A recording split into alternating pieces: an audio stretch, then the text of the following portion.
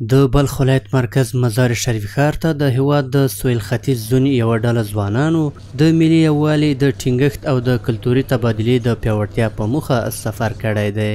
دغه ځوانان د پکتیا، پکتیکا، غزني او خوست ولایتونو څخه مزار شریف ښار ته راغلي او د خپل سفر موخه د ځوان نسل ترمنځ د نږدې اړیکو جوړول او د هیواد د بیلابیلو سیمو له کلتور او دودونو سره آشنایي ایښودلې ده. از برکت آزادی و از برکت نظام اسلامی هست که امروز ما و شما گرد هم جمع شده ایم و از مزایای اسلام مستفید میشه.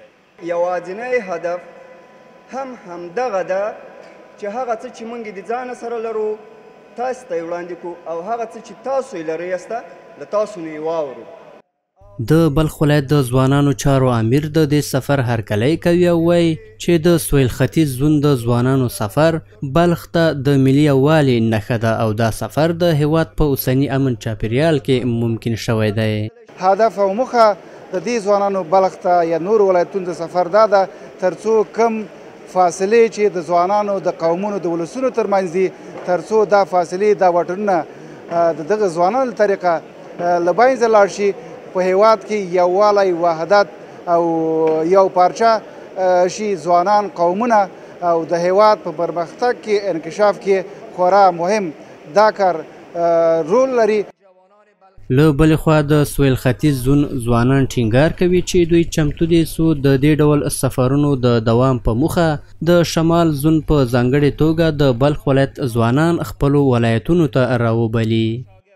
لکه څه ډول چې دوی موږ دعوت کړي وو، موږ هم داسې پلان لرو چې د دې نه وروسته چې زموږ دغه سفر پای ته رسیږي دوی به هم جنوب ختیځ ولایتو ته راځي او داسې غونډې او داسې سیاحتي ځایونو ته به د دوی هم تګ ترتیب جوړېږي. دغه شمالي ولایتونو ته ورونو ته زموږ دعوت ده، غوښتنه هم ده او انشاءالله موږ سره رسمي کېناستې یو د دوی کورونو کې د دوی حجرو کې چې دوی به هم همدغسې راځي په بار بار جنوبي ولایتونو ته. هلته به انشاءالله موږ په هغه سیاحتي ځایونو باندې ګرځو او دوی سره مجلسونه لرو.